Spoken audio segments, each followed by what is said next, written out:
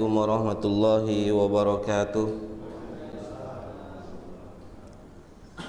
Innal hamdalillah nahmaduhu wa nasta'inuhu wa nastaghfiruhu wa na'udzu billahi min shururi anfusina wa sayyiati a'malina. Man yahdihillahu fala mudhillalah wa man yudlilhu fala hadiyalah. Wa ashhadu an la ilaha illallah wahdahu la syarikalah wa ashhadu anna Muhammadan abduhu wa rasuluhu la nabiyya ba'dah. Qala rabbul izzati fi kitabihil karim ya ayyuhalladzina amanu taqullaha haqqa tuqatih wa la tamutunna illa wa antum muslimun. Ya ayyuhan nasu taqu rabbakumul ladzi khalaqakum min nafsin wahidah wa khalaqa minha zawjaha wa basa minhuma rijalan katsiran wa nisaa'a wattaqullaha alladzi tasaaluna bihi wal arham innallaha kana 'alaikum raqiba. Ya ayyuhalladzina amanu taqullaha wa qulu qawlan sadida yuslih lakum a'malakum wa yaghfir lakum dhunubakum wa may yuti'illaha wa rasulahu faqad faza fawzan 'azima. Thumma amma ba'd fa inna asdaqal hadithi kitabullah wa khairul huda huda Muhammadin sallallahu alaihi wasallam wa syarrul umuri muhdatsatuha fa inna kulla muhdatsatin bid'ah wa kulla bid'atin dhalalah wa kulla dhalalatin finnar. Alhamdulillah, segala puji hanya untuk Allah Subhanahu wa taala, Rabb semesta alam yang memberikan kita semua berbagai macam kenikmatan, yang mana kenikmatan-kenikmatan tersebut tidaklah ada seorang pun yang sanggup untuk menghitungnya. Di antara kenikmatan yang layak dan patut kita untuk bersyukur adalah kenikmatan dimudahkannya langkah kaki kita untuk mendatangi salah satu majelis ilmu, dengan satu harapan semoga perjalanan kita ke tempat majelis ilmu menjadi sebagai perantara untuk dimudahkan oleh Allah memasukkan kita ke dalam surganya.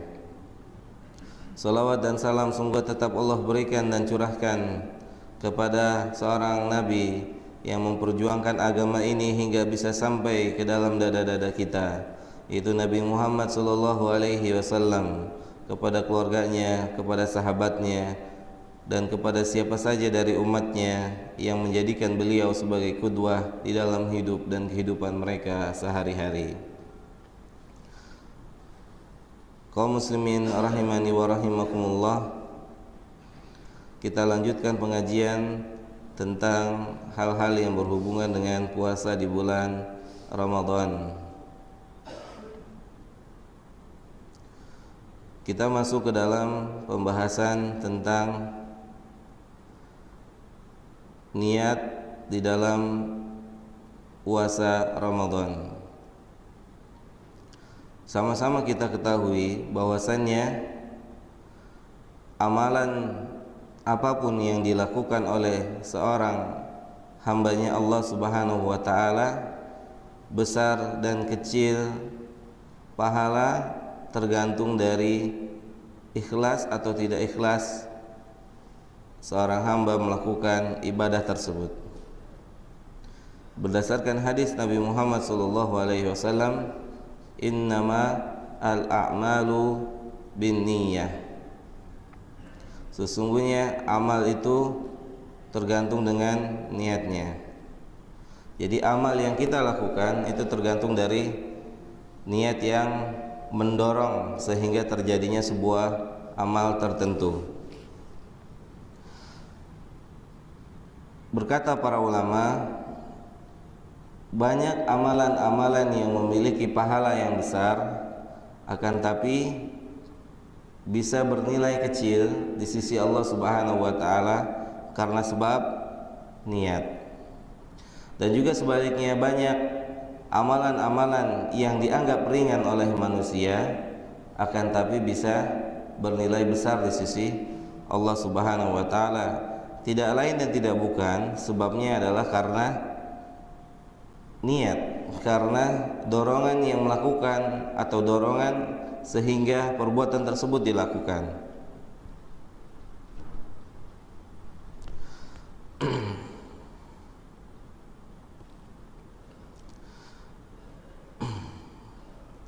Jadi seseorang yang hendak berpuasa hendaknya berniat pada malam hari atau menjelang waktu subuh. Berbeda pendapat para ulama, apakah niat itu cukup satu kali ketika memasuki Ramadan atau niat itu berulang. Berulang maksudnya adalah setiap malam sebelum masuk waktu fajar, maka seorang hamba niat kembali untuk puasa besok, atau cukup hanya sekali sebelum masuk bulan Ramadan sudah berniat untuk puasa Ramadan. Wallahu ta'ala a'la wa a'lam. Yang kita ambil adalah perkataan atau yang kita di antara pendapat para ulama, maka kita menguatkan atau kita memilih dari pendapat yang mengatakan niat itu tikrar, berulang kali, karena terputusnya amalnya terputus dengan adanya iftar, yaitu buka puasa, sehingga seseorang membutuhkan niat kembali untuk melakukan ibadah tersebut. Sebagaimana seorang hamba atau kita yang baru saja melakukan sholat terputus dengan apa Pak? Salam. Terputus dengan salam, sehingga ketika kita mau mendirikan salat zuhur nanti, maka sudah harus ada niat yang baru, yaitu salat zuhur. Tidak cukup salatnya itu diniatkan niat sepanjang masa. Allahu ta'ala a'la wa a'lam. Kemudian yang berikutnya adalah sahur.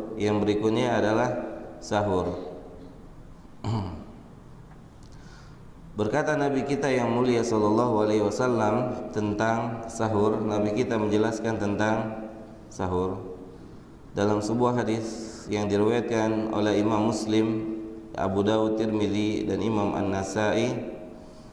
Nabi berkata, "Tasahharu fa inna fis sahuri barakatan."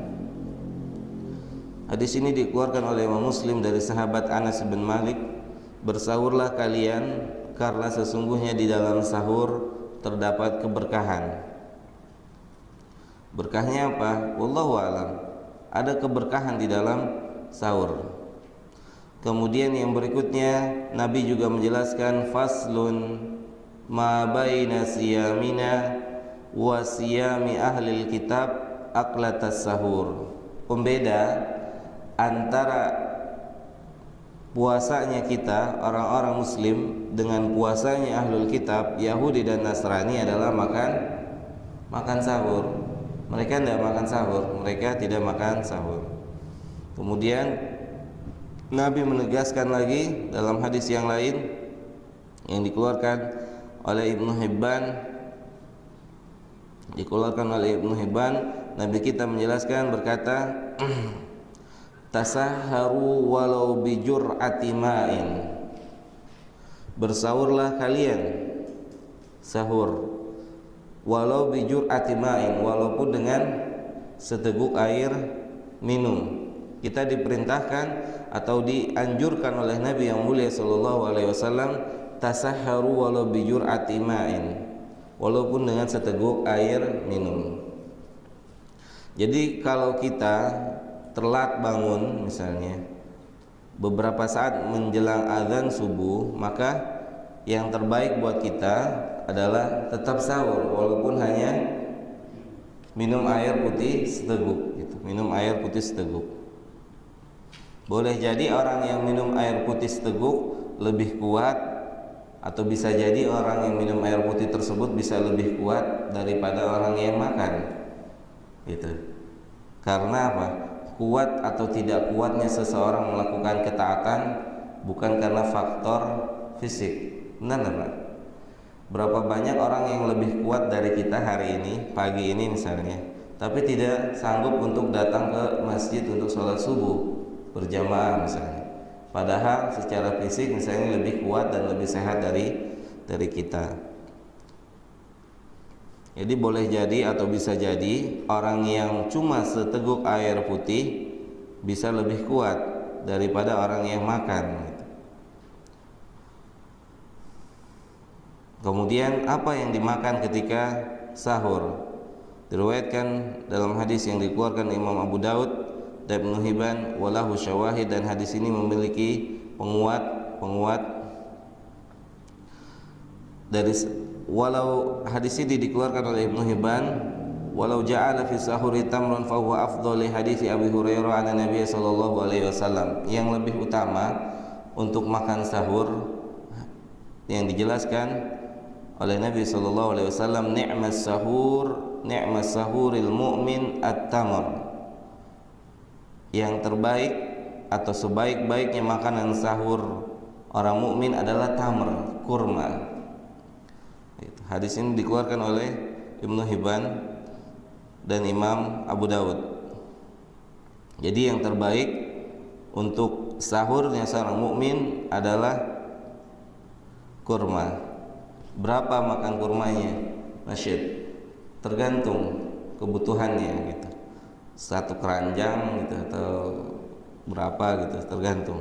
Intinya yang terbaik jenisnya adalah kurma. Kemudian yang berikutnya yang terbaik adalah kapan dilakukan sahur itu takhirus sahur, yaitu diakhirkan waktu sahurnya. Tasaharna dalam sebuah hadis yang diriwayatkan oleh Al-Imam Bukhari dan Imam Muslim, dan dari selain keduanya disebutkan bahwasanya Nabi bersahur itu mendekati waktu azan subuh. Li hadis Anas an Zaid ibn Thabit radhiyallahu anhu qala tasaharna ma'an Nabi sallallahu alaihi wasallam thumma qama ila shalah qultu kam bainal adhan was sahur qala qadru 50 ayatin. Kami sahur bersama Nabi yang mulia sallallahu alaihi wasallam, yaitu para sahabat makan sahur bersama Nabi sallallahu alaihi wasallam. Tsumma qama ila shalah. Kemudian setelah sahur kami bangun atau kami mendirikan salat subuh. Qultu, kemudian Zaid bin Thabit bertanya, kam bainal adzan wa sahur? Berapa waktunya antara adzan dan sahur? Qala qadaru 50 ayatin, sekitar bacaan kita Al-Quran 50 ayat.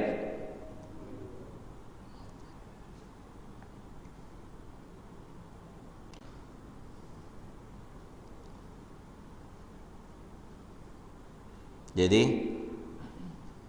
pembahasan tentang sahur, waktu dilarangnya kita untuk makan dan minum secara mutlak yaitu ketika adzan subuh, bukan ketika waktu imsak. Imsak adalah istihad dari para ulama kita agar manusia berhati-hati dari waktu subuh gitu, agar manusia berhati-hati dari waktu subuh.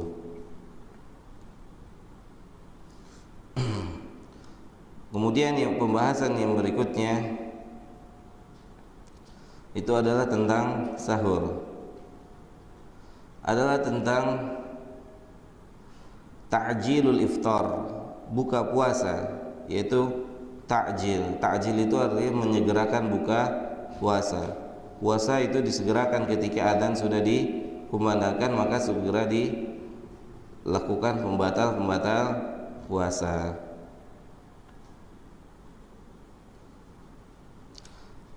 Apa yang terbaik? Yaitu adalah rutab.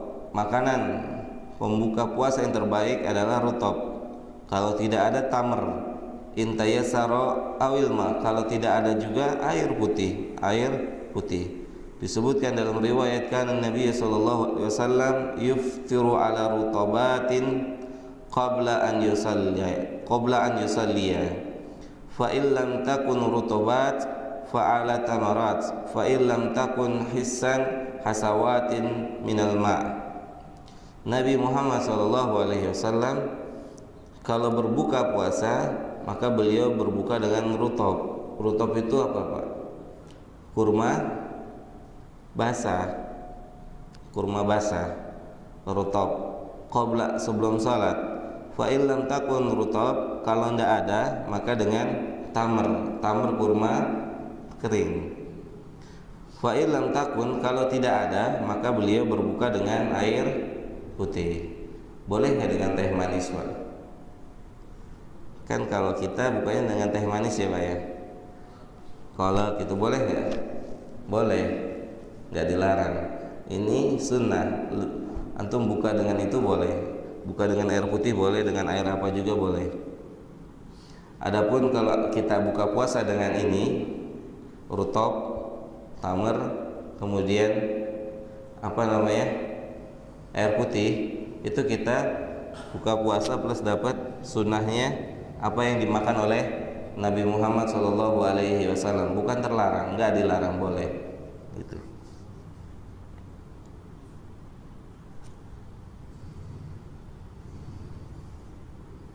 Bagaimana kalau yang gak doyan kurma? Ya nggak apa-apa, nggak apa-apa. Gak doyan kurma nggak apa-apa, makan makanan yang lain. Di sini disebutkan Nabi SAW qabla an yusalliya, sebelum sholat itu beliau makan beberapa butir kurma, bukan beberapa mangkok kolak, bihun dan seterusnya gitu ya. Boleh nggak? Boleh, silakan aja, boleh. Ini nggak dilarang gitu. Cuman kan kalau mau lihat qudwahnya, contohnya dari Nabi, beliau makan rutop kemudian sholat gitu. Makan rutop atau makan tamar terus atau minum air putih kemudian beliau mendirikan sholat gitu. Kalau kita nggak makan dulu kurang afdol gitu, Pak ya, kurang afdol. Jadi apa yang ada dimakan dulu gitu. Tadinya sih pengennya nyicipin, begitu enak terus lanjut gitu ya, enak nih gitu ya. Makanya jangan dicicipin gitu ya. Kata Rasulullah SAW, innama dunya hulwatun, sesungguhnya dunia itu manis. Dunia ini manis. Makanya maksiat itu jangan dicicipin, manis. Maksiat itu manis. Manis gak? Makanya larangannya dalam Al-Quran apa? Wala taqrabu al-fawahisha ma dhahara minha wa ma batan. Janganlah kalian mendekati al-fawahish. Fawahish itu apa? Berbagai macam muqaddimah atau pembuka jalan-jalan menuju kemaksiatan. Itu jalan-jalannya pun sudah dilarang. Wala taqrabu al-fawahish. Jangan didekati gitu. Jangan didekati. Kalau udah dekat susah mundurnya. Kalau sudah dekat susah mundurnya. Kenapa, Pak? Karena sudah tadawuk. Tadawuk itu apa, Pak? Sudah merasakan enak gitu. Sudah merasakan manisnya. Contohnya apa, Pak? Contohnya apa? Hah? Contohnya, Pak, menjaga mata nih, Pak. Kalau antum biarin mata antum kemana-mana, misalnya kita lepas mata kita tanpa ditundukkan, kan enak, Pak.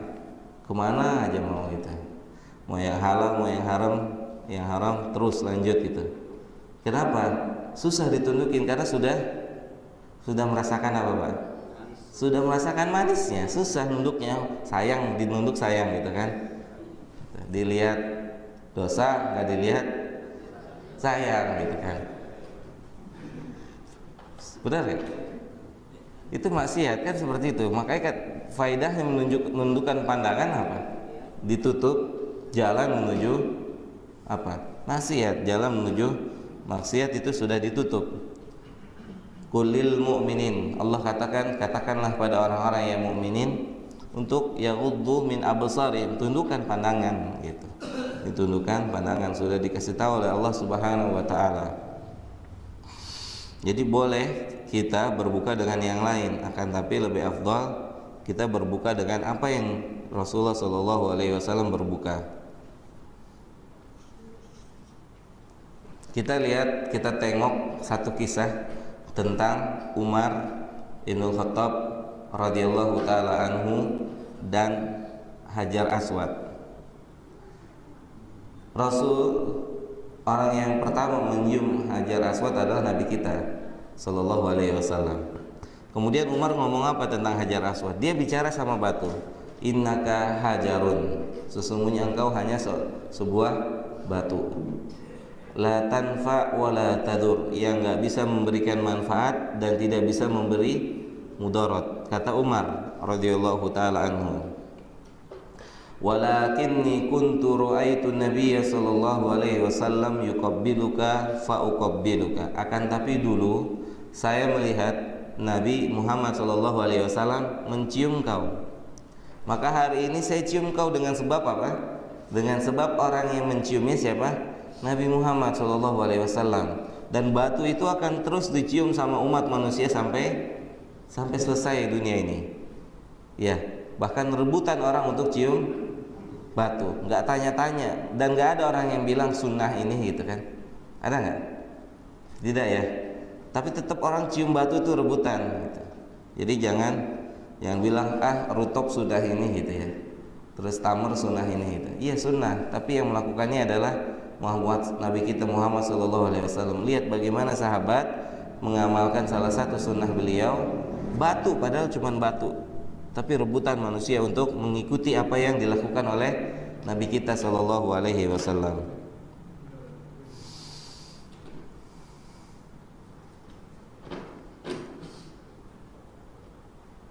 Kemudian yang berikutnya adalah berdoa ketika berbuka. Doa yang masyru' atau yang disyariatkan yang sahih datangnya adalah doa yang dikeluarkan oleh Imam Abu Dawud, Imam Nasai, dan hadis ini atau doa ini dihasankan oleh Syekh Nasiruddin Albani, yaitu doa yang datang dari Ibnu Umar, "Dhahabadh dhama'u wa batalatil uruqu wa thabatal ajru insyaallah." Pertanyaannya, kapan doa ini diucapkan? Sesudah makan minum atau sebelumnya? Sesudah. Kalau sebelumnya gimana? Bismillah ya. Karena pernah ada yang bertanya, kapan doa ini diucapkan? Ya setelah antum minum baru diucapkan doa itu. Setelah minum. Kemudian kita dianjurkan ketika dalam keadaan berpuasa untuk lebih banyak melakukan ritual ibadah. Ya. Wa an Ibnu Abbas qala kana Nabi sallallahu alaihi wasallam ajwadun nas bil khair wa kana ajwadu ma yakunu fi Ramadan hina yalqahu Jibril wa kana Jibril alaihi salam yalqahu kulla lailatin fi Ramadan hatta yansalikh yu'ridu alaihi Nabi sallallahu alaihi wasallam Qur'an fa idza lakihi Jibril kana ajwadu bil khairi min rihil mursalah. Diriwayatkan dari Ibnu Abbas radhiyallahu taala anhu dari Imam, dikeluarkan oleh Imam Bukhari dan Imam Muslim, bahwasanya Nabi kita Muhammad sallallahu alaihi wasallam adalah orang yang paling ajwad. Ajwad itu paling baik dalam apa? Dalam segala hal. Ya, bil khair, paling baik dalam segala hal. Wa kana, dan lebih baik lagi ketika bulan Ramadan. Beliau adalah orang yang paling giat, paling semangat di dalam melakukan ketaatan-ketaatan. Dan lebih semangat lagi ketika masuk bulan Ramadan, yang mana setiap bulan Ramadan itu Jibril datang, Pak, menemui Nabi Muhammad SAW. Untuk apa, Pak? Di antaranya untuk murojaah Al-Quran. Jadi Jibril, Nabi kita juga murojaah, Pak. Satu Al-Quran itu murojaah sama Jibril setiap setahun sekali. Dan lebih semangat lagi Rasulullah SAW itu di bulan Ramadan. Ini adalah satu indikasi atau contoh dari Nabi kita Muhammad SAW, sikap kita yang sebaiknya ketika menghadapi bulan puasa harus lebih semangat di dalam beribadah, di dalam melakukan berbagai macam ritual ibadah secara umum. Puasa ya bukan sebagai apa, Pak? Penghalang untuk kita melakukan ritual ibadah. Makanya di antara hikmah sebelum masuk puasa, kenapa Rasul itu sudah siap-siap dengan yang namanya bulan Ramadan, sehingga ketika memasuki Ramadan sudah terbiasa untuk melakukan ibadah. Di antara ibadah yang dilakukan oleh beliau di bulan Sya'ban apa, Pak? Puasa. Beliau banyak-banyak puasa gitu ya. Beliau banyak melakukan ibadah-ibadah puasa sebelum masuk Ramadan. Kenapa? Survei membuktikan banyak kaum muslimin yang tidak pernah puasa, misalnya puasa sunnah, tiba-tiba langsung masuk Ramadan, apa rasanya itu? Lemas, rasanya seperti disiksa. Benar nggak, Pak? Yang biasanya kalau haus minum, kalau lapar makan, ini tidak bisa gitu. Tiba-tiba langsung melakukan ibadah tersebut tanpa pemanasan. Kalau beliau Nabi kita SAW memasukinya aja dengan banyak-banyak puasa, ya. Lihat, kalau antum banyak puasa di bulan Sya'ban nggak kuat kan, boleh makan, boleh minum. Tapi kalau antum sudah masuk Ramadan nggak kuat, boleh makan, boleh minum nggak? Nggak boleh kalau tidak punya uzur. Gitu. Kalau punya uzur boleh, sakit, safar boleh. Tapi kalau di bulan Sya'ban, hari pertama nggak kuat, antum buka. Hari kedua nggak kuat, buka. Tapi kalau udah Ramadan, satu hari ini nggak kuat, buka dulu. 2 hari nggak kuat, buka dulu. Kan harus tetap diganti, qadha gitu kan. Harus tetap diganti. Tapi kalau antum membiasakan di bulan Sya'ban sudah mulai puasa, kan nggak ada qadha, nggak ada kafarat gitu. Tidak ada qadha dan tidak ada kafarat. Wallahu taala a'lam wa a'lam. Kemudian hal-hal yang membatalkan puasa. Yubtilu shaum biwajhi amin bintifa'i syaratin min syurutihi aw ikhtilali ruknin min arkanihi wa usulu hadhihi al-mufattirat thalathah dzakaraha Allah fi kitabih. Yang membatalkan puasa kita dasarnya adalah 3 perkara. Yang pertama makan, yang kedua minum, yang kedua berhubungan suami istri. Berdasarkan perkataan Allah Subhanahu wa taala, fal'ana, sekarang, bashiruhunna. Ya. Allah itu menggunakan kata-katanya subhanallah.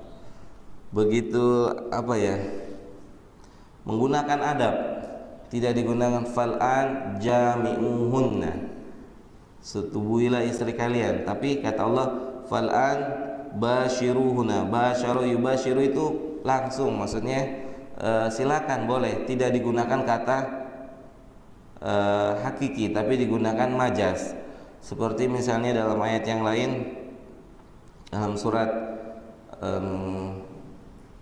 Al-Mujadilah misalnya, Allah katakan ayatamasa, masa itu menyentuh, gitu, menyentuh. Maksud dari menyentuh adalah berhubungan suami istri. Gitu. Bahasanya Allah Subhanahu wa taala begitu, masya Allah. Gitu. Diajarkan kita bagaimana cara berbicara. Fal'an, kata Allah Subhanahu wa taala, bashiruhunna. Sekarang, yaitu ketika setelah waktu maghrib selesai, bashiruhunna wabtagu ma kataballahu lakum. Kalau sudah lewat waktu maghrib, boleh bashiruhunna. Jadi boleh buka puasanya Pak. Berhubungan suami istri boleh buka puasanya. Nanti ada pembahasan bagaimana orang yang sudah datang tamunya, syahwatnya menjelang waktu buka, gitu kan. Di dalam kitab Sahih Fikih Sunnah itu disebutkan. Ya, kemudian mati lampu, azan, semuanya matilah gitu ya. Kemudian gelap gitu ya. Ini udah masuk waktu maghrib atau belum gitu ya. Ternyata dia kira-kira sudah gitu. Ternyata pas nyala lampu baru 5:30 gitu. Terus sudah hubungan, batal nggak tuh puasanya gitu. Atau sudah minum, jegrek nyala lampunya, wah 6 kurang 5 menit misalkan, azan jam 6 pas, sudah minum, sudah makan, sudah berhubungan misalnya gitu. Itu batal enggak puasanya? Nanti dibahas ya Allah.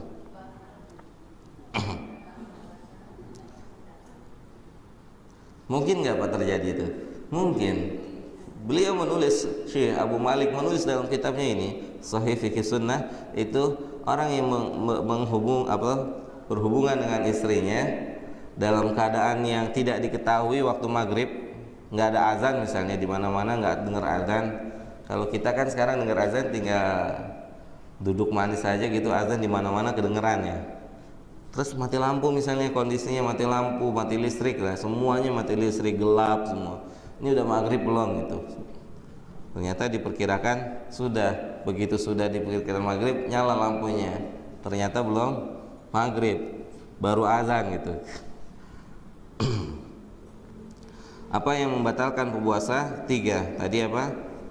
Hubungan suami istri, makan dan minum. Berdalil atau dalilnya adalah ayat Al-Qur'an, fal'an basyiruhunna wabtagu ma kataballahu lakum wa kulu washrabu, dan makan dan minumlah hatta yatabayyana lakumul khaytu al-abyad minal khayti al-aswad minal fajr thumma atimmus siyama ilal laili. Jadi yang membatalkan puasanya batal adalah makan, minum dan hubungan suami istri. Waqad ajma'a al-ulama ala annahu yajibu ala saim al-imsak zamanu saumi anil mat'um wal mashrub wal jima' wa ikhtalafu min dhalika fi masailin minha ma huwa maskutun anhu wa minha ma huwa mantuqun bihi. Adapun perkara-perkara yang lain itu disebut dengan perkara maskutun anhu, yang tidak ada atau tidak ada nas yang sharih yang berbicara tentang itu. Di antaranya tentang misalnya orang-orang yang hamil, misalnya orang-orang yang menyusui, itu maskutun anhu, makanya berbeda pendapat para ulama gitu. Jadi kalau tidak datang nas yang sharih, seperti misalnya di sini kan dikatakan makan, minum, jima, ini yang batal. Adapun perkara-perkara yang lain itu semua ikhtilaf. Ketika sudah ikhtilaf, maka ya sikap kita adalah bahwa berlapang dada gitu. Tidak mungkin ada satu jawaban, tidak mungkin ada satu jawaban. Nanti kita bahas tentang misalnya qada puasa untuk wanita hamil dan wanita yang menyusui. Itu paling tidak ada 3 pendapat para ulama. Yang pertama mengatakan dia harus qada dan dia harus kafarat, fidyah itu. Yang kedua enggak sama sekali. Yang ketiga cuma 1. Ini adalah pendapat ulama gitu. Sebagaimana pada pertemuan yang lalu kita bahas tentang hukuman pelaku homoseksual. Pelaku homoseksual, para ulama berbeda pendapat. Intinya dari satu nas, satu dalil, perkataan Nabi SAW, man wajadtum, siapa yang kalian dapatkan, ya'mal amala qaum Lut, yang melakukan perbuatan kaumnya Lut, faqtulul fa'il wal maf'ul, maka bunuhlah yang pelaku, dua pelakunya dibunuh. Al fa'il wal maf'ul dibunuh, 2 orang yang melakukan amalan Lut maka dibunuh. Berdasarkan hadis ini, para ulama berbeda pendapat tentang kaifiyah, tentang bagaimana cara membunuh orang ini gitu. Tentang bagaimana cara membunuh orang ini. Jadi buat kita suami yang punya istri menyusui, yang punya istri sedang hamil, gak usah bingung dengan pendapat para ulama, tidak usah bingung gitu. Dan juga gak usah khawatir dengan memilih salah satu dari pendapat para ulama itu, karena semuanya berdasarkan nas, tidak dengan sembarangan mereka memutuskan atau berbeda pendapat. Kemudian yang kedua, yang mengurangi atau yang tidak membatalkan puasa, akan tapi hanya mengurangi puasa ibadah tersebut dari apanya Pak? Dari pahala. Sebagaimana hadis Nabi Muhammad SAW, man lam yada qaula zur, siapa yang tidak meninggalkan perkataan yang buruk. Atau dalam hadis yang lain, kam min shaimin laisa lahu min siyamihi ilal ju, banyak dari orang yang berpuasa akan tapi tidak mendapatkan pahala dari amal ibadahnya kecuali rasa lapar dan haus. Ini kan sebuah tanbih, peringatan buat orang-orang yang akan puasa. Jangan sampai dia puasanya seperti ini kan. Peringatan dari Nabi Muhammad SAW. Sama dengan misalnya sholat, yaitu nanti pada hari kiamat ada orang yang bertemu dengan Allah selama 60 tahun sholat, tapi tidak ada satu sholat pun yang diterima oleh Allah Subhanahu wa ta'ala. Selama 60 tahun, dikatakan oleh para ulama, kenapa 60 tahun? Karena keumuman umur umat manusia, khususnya umat Nabi kita Muhammad, itu adalah 60 tahun, bisa lebih, bisa kurang. Lebih juga nggak banyak-banyak, kebanyakan gitu ya. Lebih dan kurang sekitar 60 tahun. Bertemu dengan Allah dengan membawa pahala sholat, dengan membawa ibadah sholat, tapi tidak ada satu sholat pun yang diterima. Kenapa sebabnya? Rasulullah menjelaskan, kadang-kadang rukunya tumak nina, ternyata sujudnya nggak tumak nina, atau sebaliknya. Intinya orang yang nggak tumak nina berarti sholatnya tidak sah. Tumak nina adalah salah satu syarat sahnya sholat, gitu. Kenapa saya bilang tumak nina? Karena sebentar lagi banyak orang yang sholat tidak tumak nina. Benar nggak Pak? Masuk Ramadan itu kebanyakan atau beberapa kaum muslimin sholat apa tuh? Tarawih itu tidak tumak nina. 5 menit ya selesai gitu ya. 5 menit udah gitu 21 rakaat gitu. Subhanallah. Al-Fatihah 1 nafas. Subhanallah gitu ya. Baca apa itu ya. Padahal tumaninah adalah salah satu syarat sahnya salat atau syarat diterimanya ibadah salat kita. Al-mubtilat kisman, atau hal-hal yang mengharuskan orang yang membatalkan puasa mengqadha, yaitu al-aql wa syurbi amidan dzakiran li saumihi, yaitu orang yang makan dan minum dengan sengaja, maka dia harus membatalkan atau harus mengqadha puasanya. Kalau orang yang lupa, tidak. Berdasarkan hadis Nabi Muhammad SAW, man nasiya wa huwa shaimun fa akala aw syariba falyutim saumuhu fa inna ma at'amahu Allah wa saqahu. Siapa saja di antara kita yang sedang berpuasa kemudian lupa, kemudian kita makan, kemudian kita minum, terus ingat lagi puasa, maka kata Rasulullah, falyutim, maka sempurnakanlah puasanya. Ketika lagi makan, minum, ingat, biasanya itu di awal-awal puasa ya Pak ya. Hari-hari pertama puasa itu lupa, wah lagi puasa gitu. Mungkin kalau lupa dijual, kita mau beli lupa gitu Pak ya. Biar setiap hari bisa lupa makan, minum gitu ketika. Sayangnya lupa nggak bisa dijual. Mana siapa yang lupa, maka boleh, nggak apa-apa, nggak batal puasanya, tidak batal. Nah, di sini kan,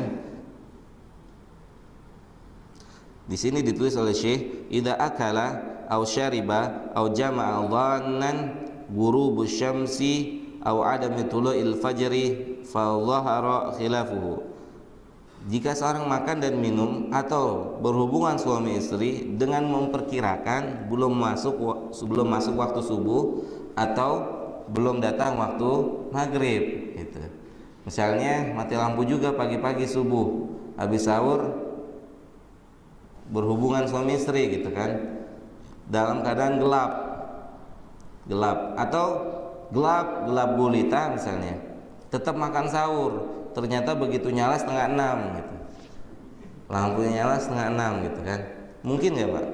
Mungkin kan, mati lampu gitu kan. Saya tadi kesini mati lampu Pak, dari sana, dari mulai pinggir kali sebelah sana, waduh mati lampu. Jangan-jangan yang sebelah sini mati lampu juga gitu. Saya udah mau putar balik gitu kan, balik lagi gitu. Gelapnya luar biasa, saya ngeri nyebur gitu kan. Mati lampu Pak di sebelah sana tuh. Sebelah sana, seberang sana, kanan kiri mati lampu. Begitu saya muter balik, ternyata sebelah sininya nyala. Oh berarti lanjut gitu. Kalau mati lampu juga mungkin saya balik lagi tuh. Gitu, mati lampu, gelap, nggak ketahuan, nggak ada azan subuh kan, nggak kedengeran gitu azan subuhnya. Biasanya kan azan subuh di mana-mana kedengeran. Ini yang kelihatan cuma lilin-lilin aja di pinggir jalan gitu. Ini udah waktu subuh belum gitu kan, masih aja dimakan gitu, dikirainnya belum subuh. Begitu cetrek lampunya nyala 5:30 atau jam 5 gitu, udah subuh. Terus bagaimana tuh hukumnya? Nah, para ulama berbeda pendapat tentang hal ini.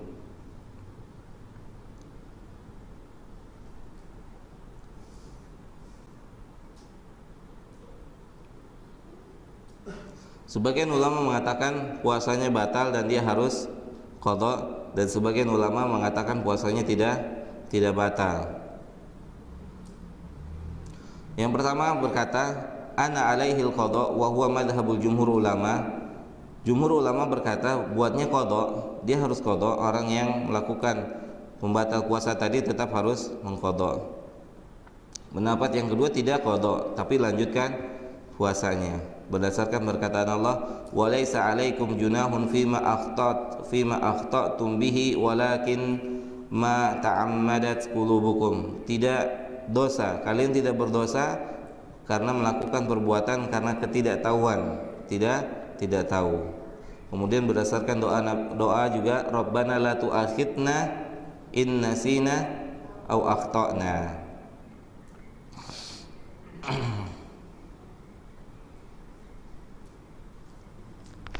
Akan tapi jangan dimain-mainin gitu ya. Belum subuh gitu ya.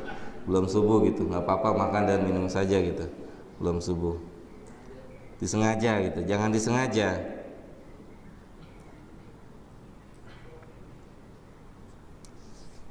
Makanya orang yang azan itu adalah orang yang harus terpercaya. Muazzinnya itu harus orang yang terpercaya. Maksudnya apa? Benar-benar menjaga waktu sholat gitu, sehingga dia tidak adzan. Kan terkadang ada satu masjid yang adzannya selalu lebih cepat dari masjid yang lain gitu, benar nggak Pak? Satu masjid ini selalu mau subuh, mau zuhur, maghrib, dia selalu lebih cepat gitu kan. Sementara keumuman masjid-masjid yang lain azannya bareng, dia duluan gitu. Makanya diikutin jumhur tuh, banyak masjid itu, banyak masjid. Wallahu a'lam. Mungkin yang azannya mau kemana gitu ya, jamnya lebih cepat gitu kan, jamnya lebih cepat. Wallahu a'lam. Kemudian yang berikutnya adalah muntah dengan sengaja, maka dia harus qadha. Berdasarkan perkataan Nabi Muhammad SAW, "Man dzur'ahu al-qai falaysa alaihi qadha wa man istaqa amdan falyaqdi." Siapa yang muntah tanpa disengaja, maka dia tidak harus qadha. Akan tapi yang sengaja memuntahkan dirinya, maka dia harus qadha gitu. Maka dia harus qadha. Memuntahkan dirinya banyak caranya ya. Misalnya memasukkan tangan ke dalam mulut kita, itu bisa menyebabkan kita muntah. Tapi kalau muntahnya tidak disengaja, maka tidak harus diqadha, lanjut berpuasanya. Kemudian yang berikutnya yang harus diqadha adalah al-haid wa nifas, orang yang haid dan nifas. Tidak ada ikhtilaf di sini, orang yang haid dan orang yang nifas. Pembahasan yang berikutnya, ta'ammudu al-istimna, yaitu niatul iftar, niat berbuka puasa. Jadi ketika antum tengah hari atau sudah masuk Ramadan, niat buka puasa karena ragu-ragu misalnya kuat atau tidak gitu, niat berbuka misalkan jam 12, maka batal puasanya. Batal nggak Pak? Batal nggak? Batal. Kenapa batal? Likulli imri'in manawa, setiap orang itu mendapatkan apa yang dia niatkan gitu. Makanya jangan niat buka puasa di jam 12 itu setengah hari gitu ya. Niat puasanya setengah hari aja gitu, maka sudah dapat setengah harinya lagi berdasarkan likulli imri'in manawa, setiap manusia itu mendapatkan apa yang dia niatkan. Kemudian yang berikutnya ar-riddah anil Islam, murtad dari agama Islam.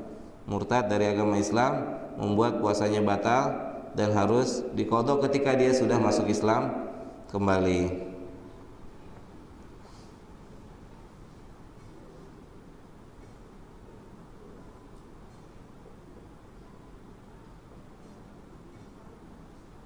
Kemudian pembahasan yang berikutnya tentang kafarat. Kafarat itu apa ya? Penebus dari kesalahan yang kita lakukan. Kafarat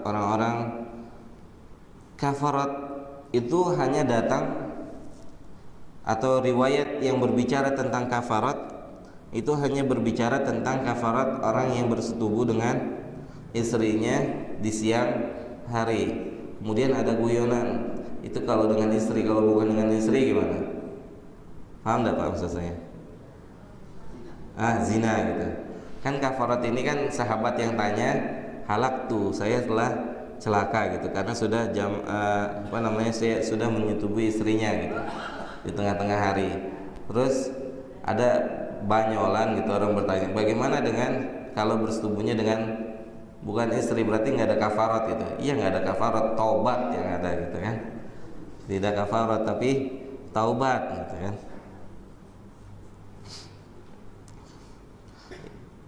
Jadi hadis tentang kafarat nanti ada perbedaan pendapat ulama lagi. Di sini saya cuma kita berusaha bagaimana caranya memahami, menyikapi perbedaan pendapat ulama. Kafarat orang yang menyetubuhi istrinya itu ijma, harus ada kafarat. Akan tapi kafarat, makanya nanti ketika orang yang berpuasa tidak berpuasa karena sebab makan dan minum, nanti sebagian ulama tetap berkata harus kafarat, sebagian tidak harus kafarat. Kenapa? Karena tidak ada nas yang berbicara tentang kafaratnya orang yang makan dan minum di tengah hari. Paham tidak Pak maksudnya? Makanya beda pendapat ulama. Tapi untuk masalah kafarat hubungan suami istri ijma. Kenapa bisa ijma? Karena nasnya berbicara tentang ini. Mafhum? Seperti tadi kan dalam ayat fa in kuntum maridun aw ala safarin, itu yang dibicarakan oleh Allah. Jika kalian dalam keadaan safar, marid atau safar, sakit atau safar, ini yang dibolehkan untuk berbuka. Atau wa alal ladina yutikunahu, atau orang-orang yang sudah tidak sanggup untuk berpuasa. Ini nanti mereka ini sebagai alat untuk mengkiaskan orang-orang wanita-wanita yang hamil dan wanita-wanita yang menyusui, sehingga terdapat berbagai macam perbedaan pendapat ulama. Gitu, Pak. Di antara sebab perbedaan pendapat ulama karena tidak ada nas yang berbicara secara khusus tentang bab tersebut. Mafhum? Gitu. Tapi ketika nas sudah datang khusus berbicara nas, ayat atau Al-Quran datang tentang nas atau tentang perkara tersebut, maka insya Allah tidak terdapat perbedaan pendapat. Seperti kafaratnya orang yang berhubungan suami istri di tengah hari. Wa Nabi Hurairah radhiyallahu taala anhu qala, dari sahabat Abu Hurairah, semoga Allah meridhoinya, dia berkata, bainama nahnu julusun inda Nabi sallallahu alaihi wasallam, ketika kami duduk bersama Nabi Muhammad sallallahu alaihi wasallam, idja'ahu rajulun, kemudian datang kepada Nabi Muhammad sallallahu alaihi wasallam seorang laki-laki. Faqala ya Rasulullah halaktu, maka laki-laki yang datang menemui Nabi berkata, ya Rasulullah, saya celaka. Qala malaka, apa yang sudah engkau perbuat? Waqatu ala imraati wa ana shaimun, dan saya telah bersetubuh atau berhubungan dengan istri saya dan dalam keadaan berpuasa. Faqala Rasulullah sallallahu alaihi wasallam, maka Rasul memberikan jalan keluarnya, kafaratnya, tebusannya. Hal tajidu, apakah kamu memiliki apa? Hal tajidu riqatan tu'tiqaha, apakah kamu sanggup untuk membebaskan budak? Kemudian qala la, maka orang tersebut tidak sanggup, enggak sanggup. Qala fa hal tastati' an tasuma syahraini mutatabi'aini, apakah kamu setelah dia enggak sanggup membebaskan budak, maka Rasul bilang, apakah kamu sanggup untuk berpuasa 2 bulan berturut-turut? Jadi misalnya sudah besok udah 2 bulan terakhir gitu, ternyata besok batal puasanya, maka harus ulang lagi. Paham nggak Pak maksudnya?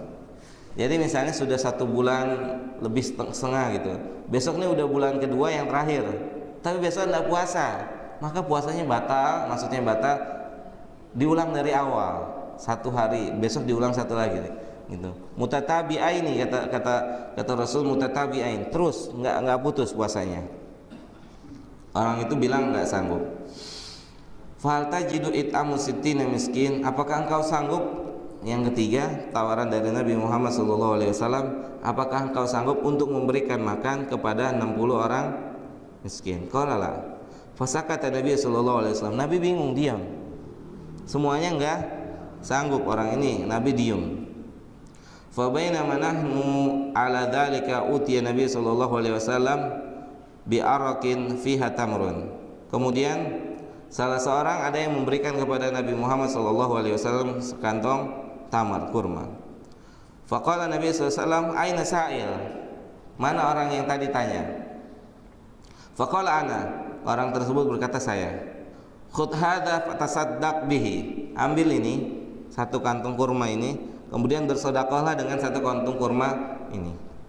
Kemudian orang ini berkata, faqala rajul ala afqaru minni ya Rasulullah, ada nggak orang yang lebih fakir dari saya? Fa wallahi ma baina libnaitiha yuridu harrataini ahlul bait afqara min ahlil baiti. Enggak didapati di kampung dia itu orang yang lebih miskin dari orang tadi. Kemudian apa? Fadhahika Nabi sallallahu alaihi wasallam, maka Nabi tertawa, ya, Nabi ketawa mendengar ucapan ini. Summa qala at'imhu ahlaka, maka kurma tadi kata Rasulullah SAW berikan kepada keluargamu. Wa qad dhahaba jumhur ahli ilmi ila anna jima' as-saim fi nahari Ramadan amidan mukhtaran bi an yaltaqa al-kitanan wa taghibul hashfa fi ahadi sabilaini al-qabul wa dubur al-muharram mufattir wa yujabul qada wal kaffara unzila am lam yunzil. Jadi ittifaq sepakat para ulama bahwasannya berhubungan suami istri maka harus ada kafaratnya. Kafaratnya tadi yang pertama adalah apa? Memerdekakan budak. Ada nggak budak sekarang, Pak? Nggak ada. Maka pilihan yang kedua adalah puasa 2 bulan berturut-turut. Yang ketiga memberi makan 60 orang miskin. Kemudian pembahasan yang berikutnya, hal tajibul kafarah alal mar'ati karrajul. Kemudian siapa yang harus bayar kafarat? Laki-laki saja atau perempuannya juga gitu. Sebagian ulama berkata laki-lakinya saja, gitu kan, laki-lakinya saja, karena istrinya tidak apa? Dipaksa gitu. Lupa gitu istrinya gitu, atau dan seterusnya. Wallahu ta'ala a'lam wa a'la. Kafarat tetap harus dibayar oleh 2 orang yang melakukannya. Wallahu ta'ala a'lam.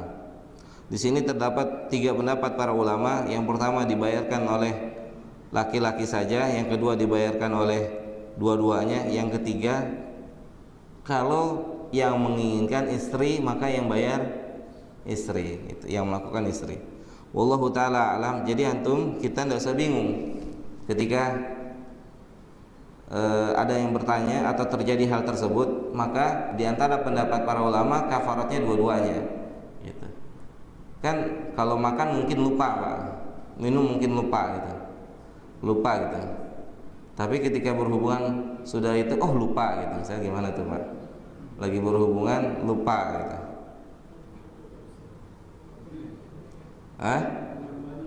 Dua-duanya lupa gitu. Ini kan yang dibicarakan oleh Nabi, makan dan minum lupa gitu kan. Makan dan minum lupa. Bagaimana orang yang lupa gitu? Lupa kenapa, Pak, lupa? Kok bisa lupa? Nanti aja ingatnya kalau sudah selesai gitu.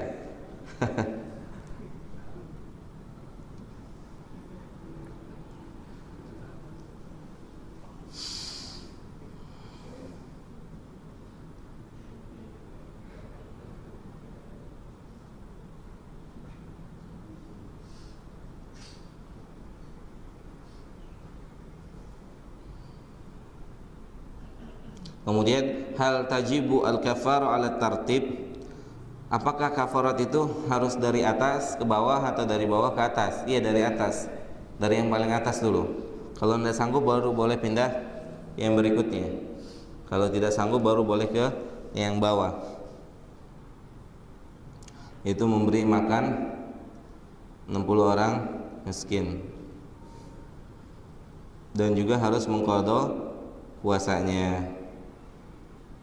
Nah, kemudian hal taqarrara al-kafara bitaqarruri al-jima'.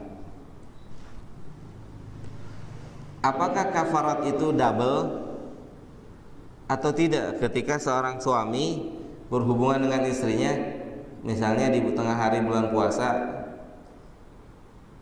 ya, kemudian di sore hari mengulang lagi gitu.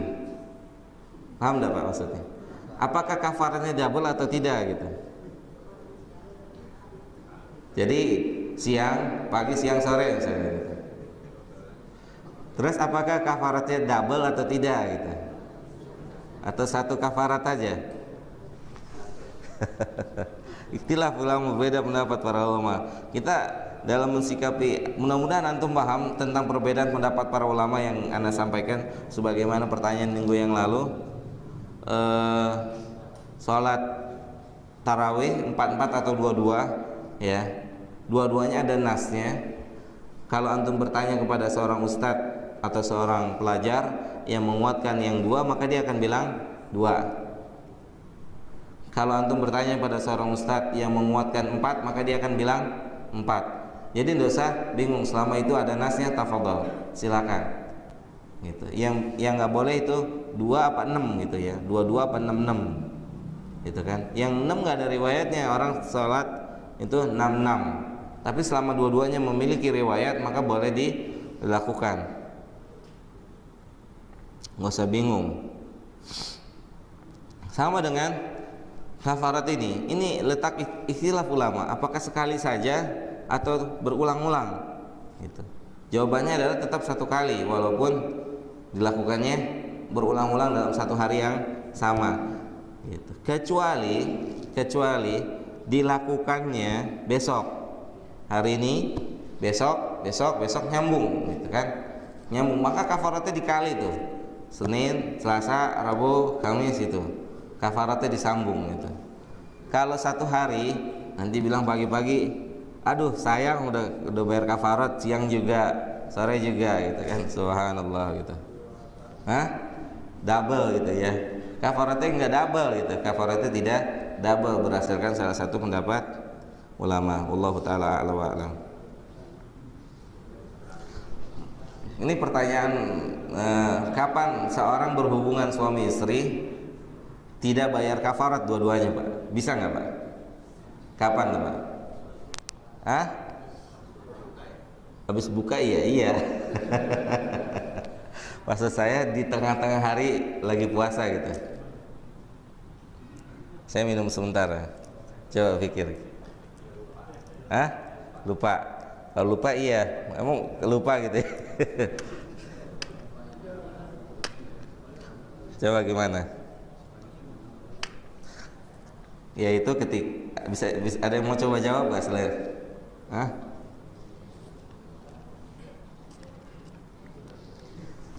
Kayaknya senyum-senyum semua, udah paham semua.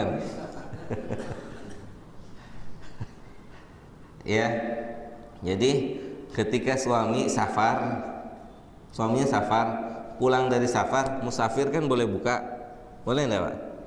Boleh ya, boleh buka. Nanti ada pembahasannya, musafir itu boleh buka puasa. Pulang ke rumah, istrinya jam 12 siang selesai haidnya. Puasa nggak istrinya?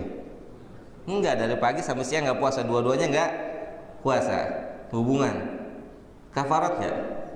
Enggak, kan dua-duanya lagi rukhsah, dua-duanya lagi tidak berpuasa karena uzur. Suami uzur safar, istri selesai datang bulannya, maka tidak tidak ada kafarat. Tapi jangan antum mainin, wah nanti aja dah gitu ya, besok kita safar dulu gitu kan, pulang dulu.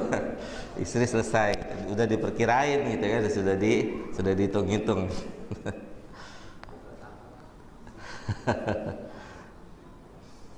Kemudian perkara-perkara yang tidak membatalkan atau tidak mempengaruhi puasa kita. Yang pertama, an yusbiha yaumus siyam junuban, yaitu ketika kita bangun tidur dalam keadaan junub. Misal makan sahur, terus kemudian dilanjutkan dengan sunnah Rasul gitu kan, tiduran sebelum azan subuh sudah tidur, kemudian bangun azan subuh udah qomat misalnya, itu dalam keadaan junub, nggak apa-apa, Pak, puasanya tidak pengaruh. Disebutkan dalam riwayat li hadisin Aisyah wa Ummu Salamah anna Rasulullah SAW kana yudrikuhul fajr wa huwa junubun min ahlihi thumma yaktasilu wa yasum. Karena Nabi Muhammad SAW pernah bangun subuh dan beliau dalam keadaan junub, kemudian mandi dan puasa gitu. Jadi junub itu tidak mempengaruhi puasanya, boleh lanjut puasa. Kemudian yang berikutnya takbil zaujah wa mubasyaratuha in amna al-imna, mencium istri atau melakukan hubungan selain daripada nikah, yaitu bertemunya dua al-khitanaini, dua kemaluan, itu boleh. Karena Nabi mencium istri-istrinya, karena Nabi SAW yuqabbilu wa yubashiru wa huwa sa'imun wa kana amlakakum li'irbihi. Aisyah berkata, Nabi itu ketika puasa mencium Aisyah, wa yubashiru, kemudian melakukan selain dari itu, dan dalam keadaan puasa. Tapi yang terakhir kata Rasulullah SAW, kata Aisyah, wa kana amlakakum li'irbihi, dia adalah orang yang paling sanggup untuk menahan syahwatnya gitu. Jadi boleh kita melakukan itu, akan tapi dengan syarat sanggup untuk tidak sampai kepada hubungan suami istri gitu. Mencium boleh, cium istri boleh, atau jangan-jangan nggak puasa juga nggak dicium-cium istrinya gitu Pak. Subhanallah, ada gak Pak? Mungkin aja ada ya. Udah bosan. Kenapa bisa bosan Pak? Seorang sih ditanya gitu ya, sebelum nikah istrinya tuh paling cantik, sesudah nikah biasa aja gitu. Hah? Kenapa bisa seperti itu? Jawabannya apa? Hah? Sudah biasa gitu. Syekh menjawab begini, sebelum nikah itu yang dilihat, yang diperhatikan cuman istrinya kan, calon istrinya itu kan, yang dibayangin, yang diingat, wah mau nikah sama dia. Sesudah nikah kembali lagi bebas kemana-mana, sehingga istrinya sudah kalah gitu ya.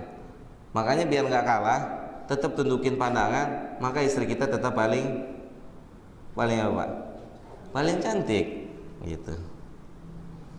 Kalau nggak ditundukin pandangan, ya itulah hasilnya. Wallahu ta'ala a'la wa a'lam.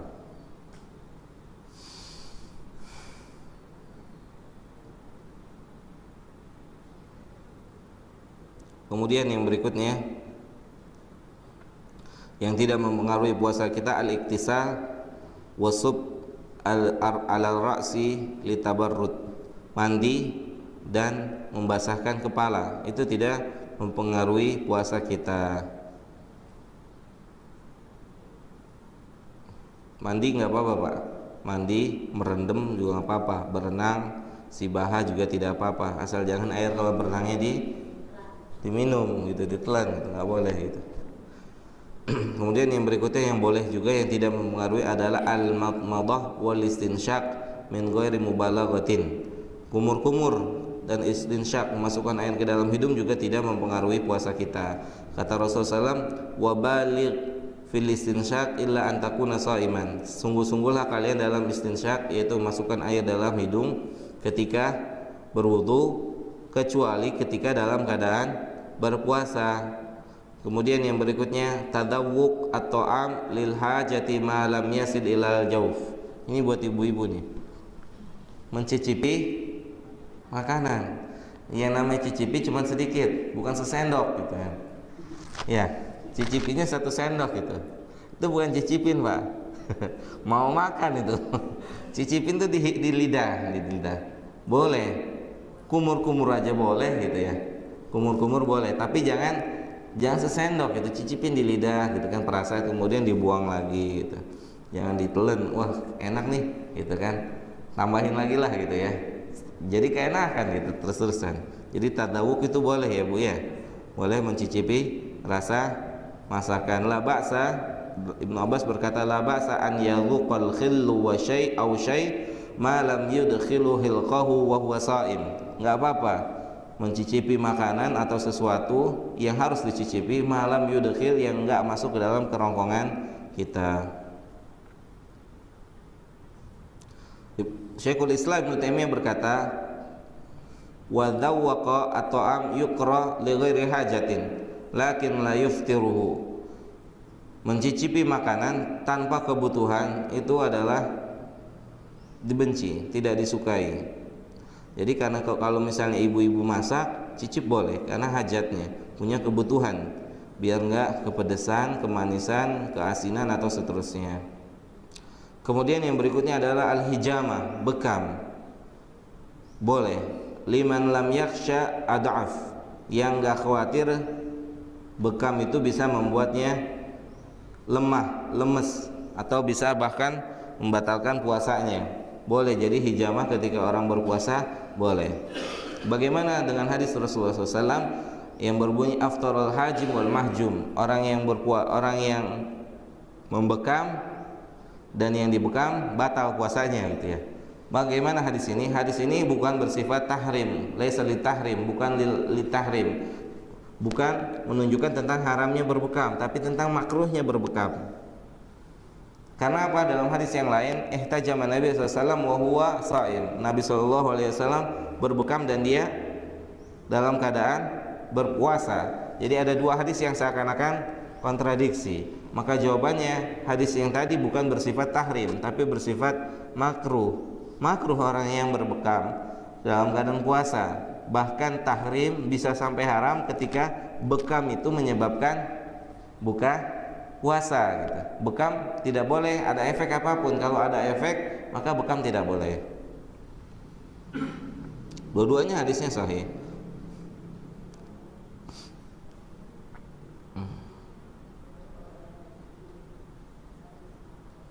Kemudian misalnya infus juga, infus batalin puasa enggak? Kalau infus itu sebagai pengganti makan dan minum batal. Gitu. Infus sebagai pengganti makan dan minum batal. Tapi kalau infus misalnya, makanya perlunya kita berilmu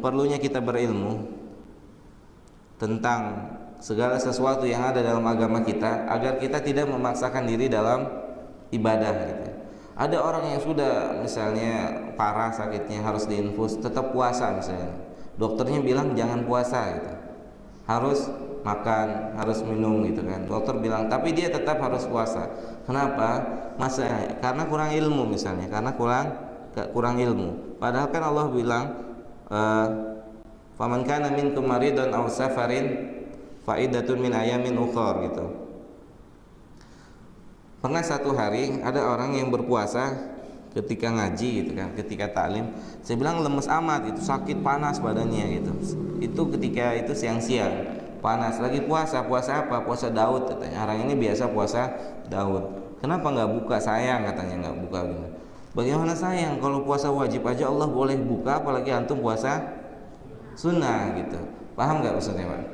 Kalau puasa wajib itu kita boleh buka. Faman kana minkum maridun aw ala safar, ini kan bicara puasa apa Pak?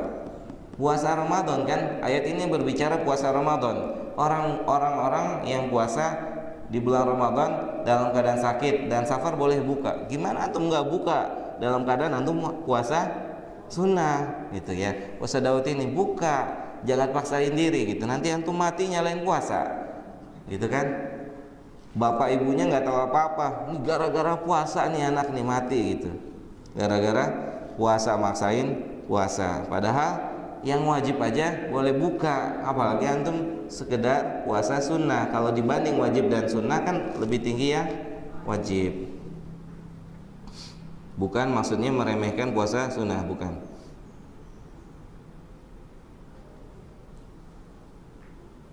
Kemudian yang berikutnya adalah siwak. Siwak boleh, orang-orang kita bersiwak ketika dalam keadaan berpuasa.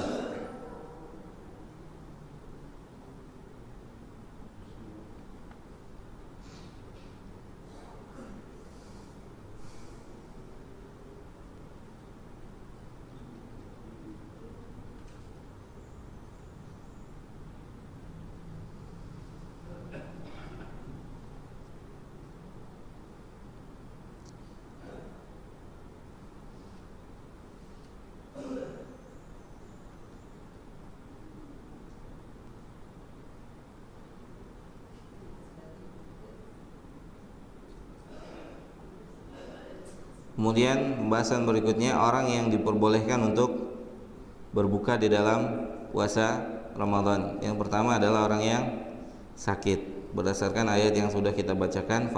Wa man kana minkum maridan aw ala safarin wa man kana maridan aw ala safarin fa iddatun min ayamin ukhra. Siapa saja yang dalam keadaan sakit atau safar, maka ganti dari hari yang lain. Maka orang yang sakit boleh berbuka puasa. Di sini diperinci oleh para ulama, sakitnya itu sakit yang memang bisa membahayakan dirinya ketika dia harus berpuasa. Tapi kalau cuman dia sakit pilek misalnya, batuk sedikit yang tidak mudarat buat dirinya, maka dia harus tetap berpuasa.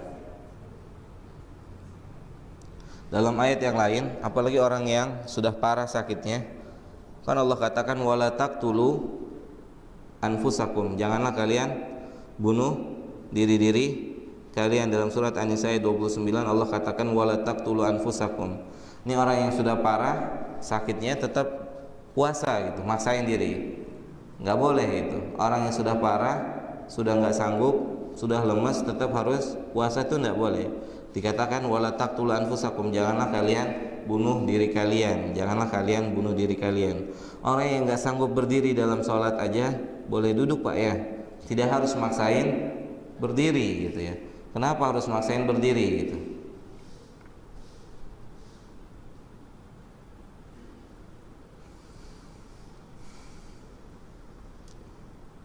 Kemudian musafir juga boleh. Keadaan musafir ya, lihat ayatnya umum, ayat ini umum. Wa man kana minkum maridan aw ala safarin, atau orang-orang yang safar itu boleh berpuasa, boleh buka, boleh berpuasa. Nanti didapati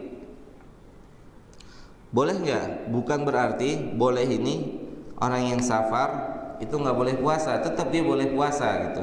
Tetap dia boleh puasa. Idza shamal musafir shahha shaumuhu. Jika seorang musafir itu berpuasa, maka puasanya tetap sah gitu. Puasanya sah. Mana yang afdal untuk musafir, buka atau puasa? Sama dengan orang yang sakit. Kalau buka lebih utama, itu buka lebih utama. Kalau puasa kuat, maka puasa lebih utama gitu. Keutamaan dilihat kondisinya gitu. Musafir udah siap-siap Pak, mau safar Pak di Ramadan gitu ya, siap-siap.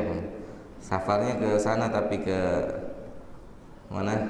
Umroh gitu ya, 10 hari terakhir di sana. Pahalanya seperti apa Pak?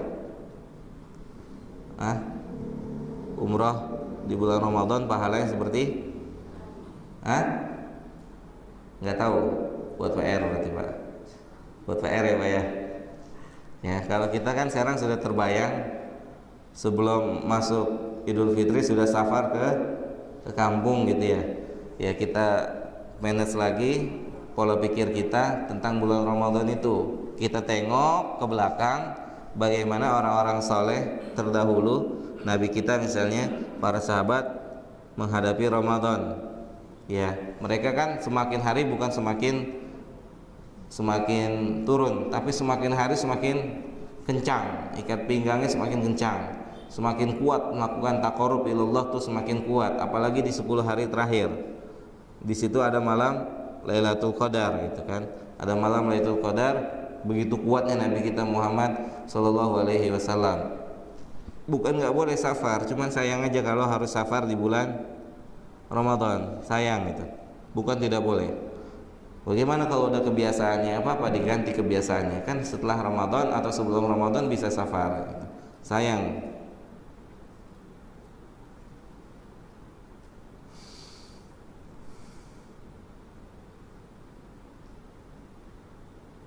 Kemudian kapan musafir itu boleh buka?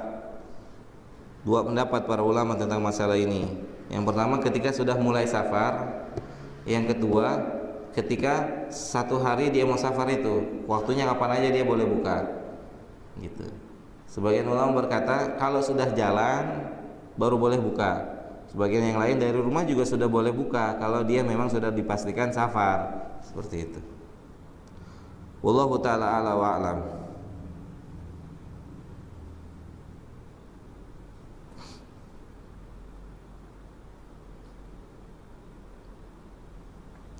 Nah, kemudian musafir tetap harus puasa ketika dia sudah sampai tempat tujuan. Sampai tempat tujuan iqamah misalnya, sampai satu tempat tertentu, maka rukhsahnya sudah hilang. Dia boleh nggak puasa karena dia keadaan safar.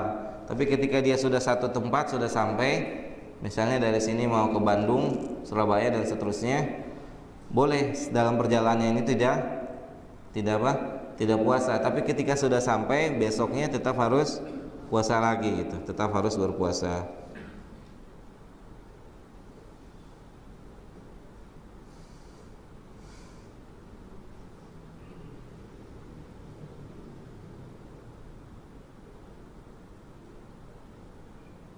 Ya, kemudian orang yang hamil dan menyusui, al-hamil wal murdi', ya, orang yang hamil dan yang menyusui.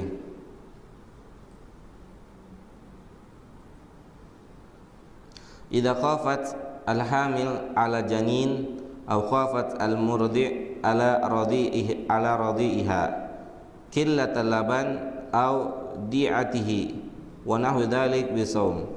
Jika orang yang hamil mengkhawatirkan janinnya atau orang yang menyusui berkhawatir air susunya jadi sedikit misalnya disebabkan puasa, fala khilafa fi annahu yajuzu lahu al-fitr. Maka tidak ada perbedaan pendapat ulama tentang perkara ini, yaitu bolehnya dia berbuka. Jadi seorang wanita yang hamil sudah didiagnosa oleh dokter kalau puasa bahaya buat janin, maka boleh buka. Gitu. Bukan prediksi sendiri, tapi diagnosa dokter. Nggak boleh puasa, bahaya, janinnya lemah atau gimana lah, saya nggak ngerti gitu. Bahaya buat janinnya gitu. Pokoknya dokter yang bicara. Kalau yang ngomongnya misalnya tukang sayur jangan puasa gitu, atau tukang apalah gitu ya, nggak ada keahlian dalam ilmu kedokteran misalnya gitu. Bicara tentang masalah perut si bayi, perut si ibu itu jangan puasa, bahaya, jangan didengerin, nggak apa-apa. Yang didengerin ucapan dokter, dia kan melalui diagnosa, pemeriksaan, memang melalui penelitian bahaya, janinnya lemah atau bayinya lemah, jadi ibu tetap harus makan dan minum seterusnya gitu. Boleh nggak puasa. Kemudian orang yang menyusui dikhawatirkan melalui diagnosa kalau dia makan atau tidak makan, tidak minum, maka air susunya sedikit. Air susunya sedikit. Kan mudarat buat siapa? Buat bayi. Maka buka, nggak apa-apa. Maka dia buka tidak apa-apa buka gitu. Jadi nggak usah ragu-ragu. Di sini kata mu'alif Abu Malik berkata fala khilafa fi annahu yajuz lahum al-fitr. Maka tidak ada ikhtilaf ulama dalam perkara ini.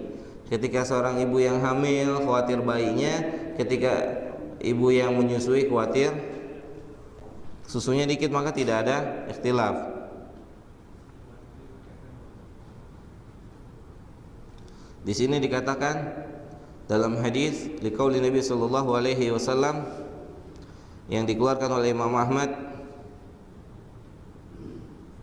Innallaha azza wa jalla wada'a 'anil musafir syatru shalah. Sesungguhnya Allah Subhanahu wa taala memberikan kepada musafir setengah rakaat salat. Maksudnya apa? Ya 4 jadi 2. Apa tuh namanya? Qashar ya.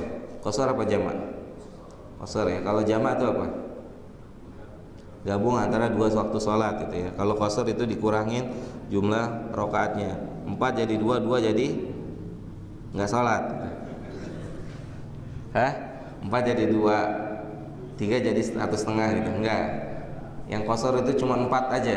Yang 3, yang 2 tidak ada qashar gitu kan. Mau 1,5 gimana? Berhenti salamnya di mana nanti 1,5 gitu. 1,5 salamnya lagi berdiri. Assalamualaikum, assalamualaikum gitu.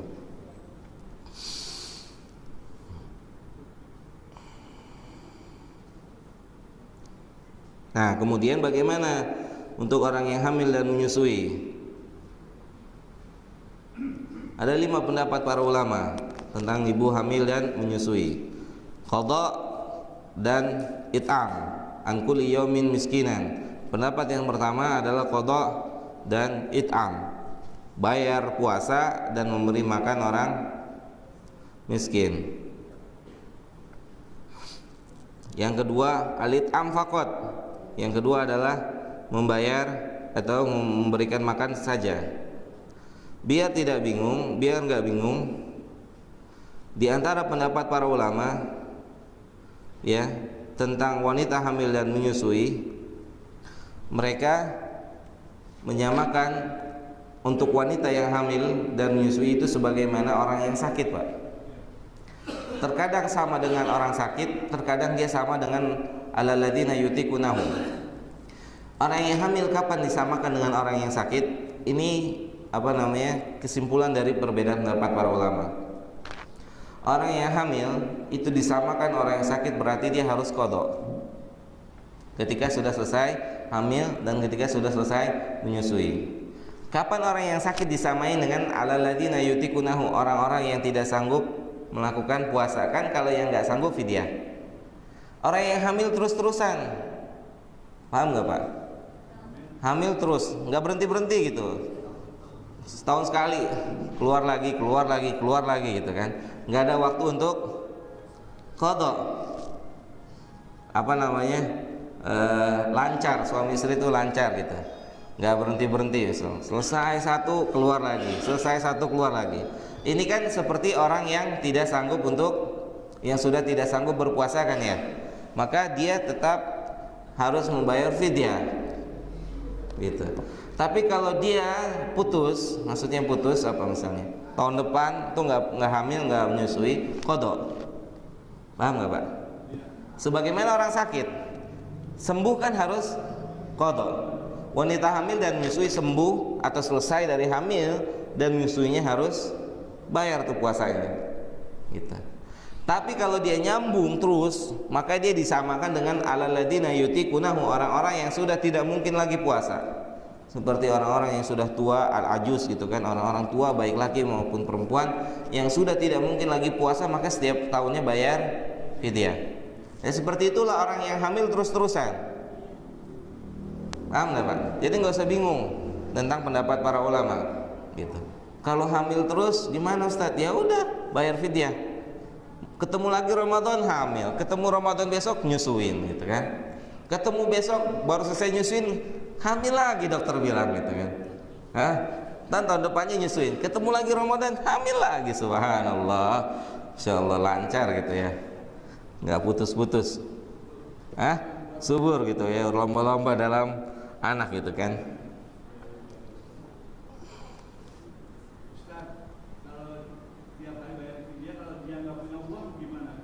Yang mana nggak punya uang? Yang tidak berpuasa itu, yang ibu-ibu dibayarin soalnya setiap tahun ya, lalu alhamdulillah dia nggak punya duit untuk bayar fidyah yang dia nggak puasa itu. Iya. Itu hukumnya gimana? Iya nanti dibahas insyaallah Pak. Atau kita buka sesi tanya jawab.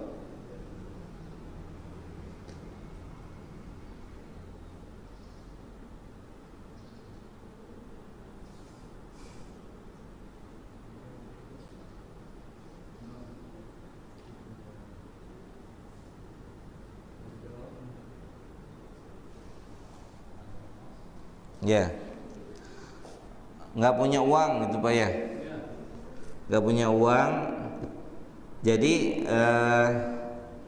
misalnya kita sehari-hari itu makannya, kalau ditakar dengan uang satu kali makan tuh 3.000 rupiah misalnya, atau 5.000 rupiah misalnya, 5.000 atau sekitar itulah.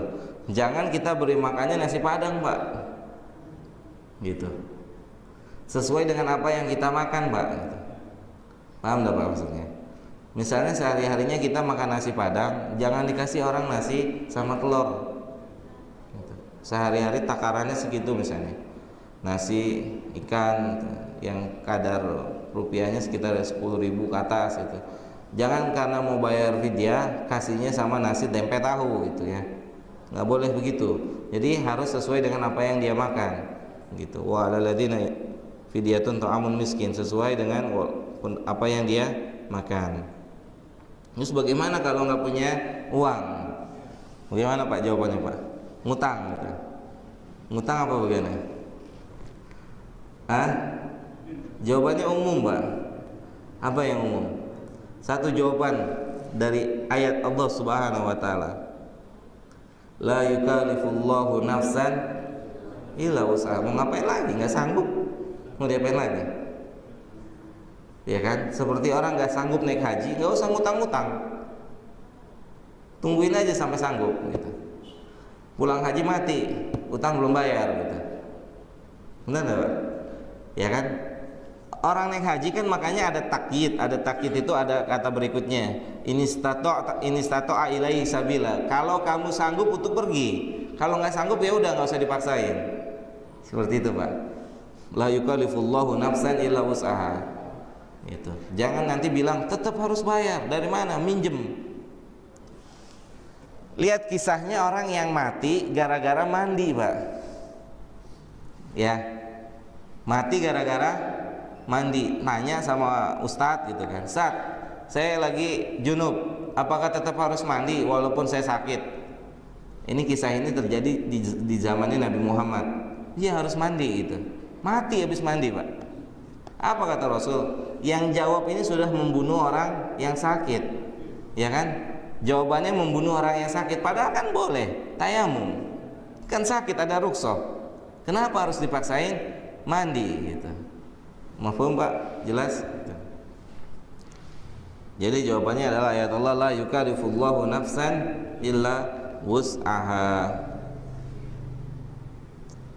Insyaallah pekan depan kita lanjutkan dengan diantaranya pembahasan tentang zakatul fitri dan qiyamul lail insyaallah. Ada soal?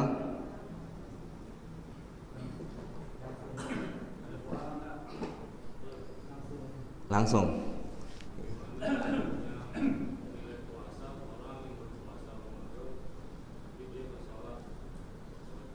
Salat 5 waktu.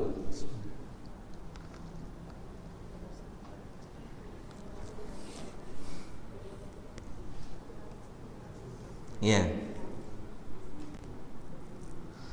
Para ulama menjawab ketika ditanya tentang pertanyaan ini, salat itu salah satu merupakan pembatal di antara pembatal-pembatal keislaman seseorang. Ya, salat ini kita bicara secara umum. Kata Rasulullah SAW, al-farqu bainana wa bainahu as-salah. Perbedaan antara kita dengan orang-orang kufar itu adalah salat. Makanya salat itu adalah salah satu pembatal keislaman seseorang. Dan dikhawatirkan orang yang puasa tanpa salat, dikhawatirkan Islamnya sudah batal sehingga akan menyebabkan puasanya pun tidak diterima oleh Allah Subhanahu wa taala. Dikhawatirkan itu. Seperti itu. Jawaban yang kedua atau kemungkinan kedua, dia masih Islam, masih muslim misalnya, masih tetap muslim, akan tapi muslim yang fajir, muslim yang berbuat dosa, durhaka kepada Allah. Di satu sisi dia mendapatkan pahala dari puasanya, dan di satu sisi dia mendapatkan dosa dari meninggalkan sholat. Mafhum Pak? Jadi orang yang tidak sholat ketika dia puasa Ramadan, dikhawatirkan yang pertama keislamannya memang sudah batal gitu. Walaupun butuh perincian untuk menyatakan Islam seseorang itu batal, itu butuh perincian, tidak semudah yang kita bayangkan, sulit ya untuk mengatakan Islam seseorang itu batal, itu sulit, butuh perincian yang panjang. Itu yang dikhawatirkan oleh para ulama. Jadi dikhawatirkan orang yang puasa itu Islamnya sudah batal sehingga menyebabkan puasanya pun tidak diterima oleh Allah Subhanahu wa taala gitu. Yang kedua adalah kalaupun Islamnya tidak batal, maka dia mendapatkan puasa, mendapatkan pahala dari puasanya, dan dia juga mendapatkan dosa dari meninggalkan salat 5 waktu. Kalau Islamnya tidak batal di sisi Allah Subhanahu wa taala. Kalau di mana namanya? Kelurahan sih nggak batal, tetap tuh ketempelnya muslim gitu kan. Benar nggak Pak? Agama Islam tuh nggak akan batal, sampai dia mati juga tetap aja Islam gitu kan. Walaupun nggak pernah sholat. Nggak ada yang namanya kelurahan itu membatalkan agama seseorang, tuh nggak ada. Ada nggak Pak? Nggak ada, kecuali orang tersebut bilang saya udah pindah agama, ganti, jangan Islam misalnya gitu. Tapi kelurahan kan nggak mungkin tiba-tiba si fulan, misalkan si Ahmad agama Islam diganti sama dia jadi agama yang lain kan nggak mungkin dan nggak punya hak gitu kan untuk ganti. Tapi di sisi Allah mungkin seseorang itu batal dan dia tidak menyadari kebatalannya itu. Makanya itu diantara pentingnya kita mempelajari tauhid, yaitu pembatal-pembatal keislaman seseorang yang terkadang kita tidak menyadari itu. Wallahu taala a'la wa a'lam.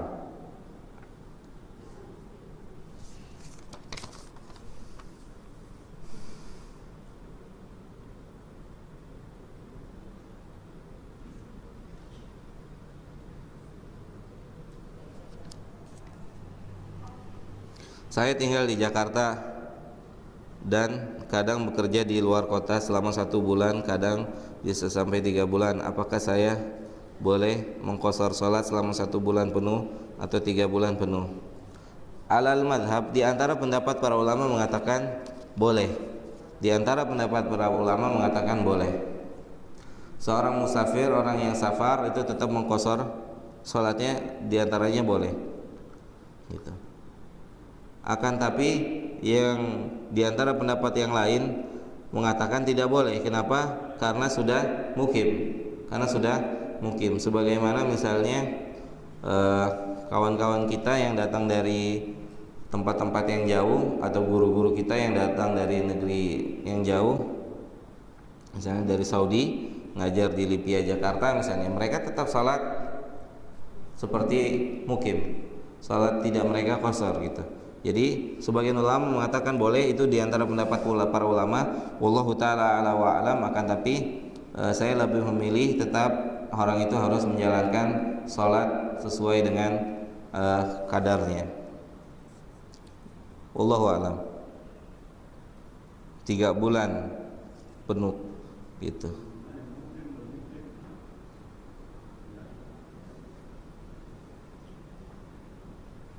Antum nggak tanya gini, 3 bulan anak safar boleh nggak saya nikah lagi gitu kan?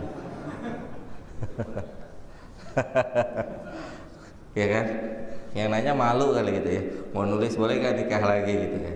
Kan yang jadi masalah bukan cuma sholat Pak. Ya, yang jadi masalah bukan cuma sholat dan puasa, nikah juga jadi masalah kan gitu ya.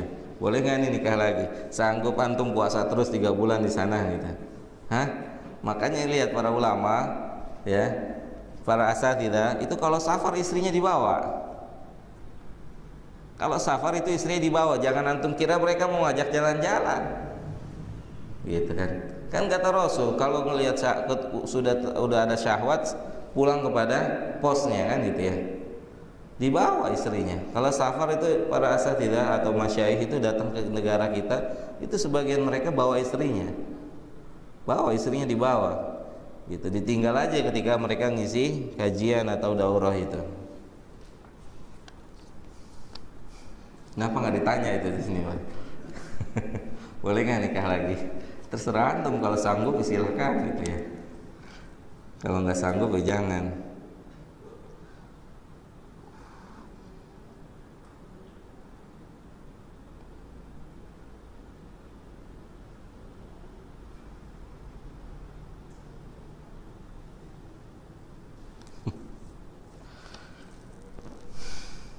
Bagaimana jika suami atau istri berpuasa di bulan Ramadan, namun mereka dalam keadaan saling diam karena mereka sedang marahan?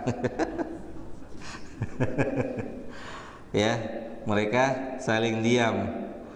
Ya, puasa dari sebelum Ramadan katanya nih, masya Allah lama amat gitu. Marahan.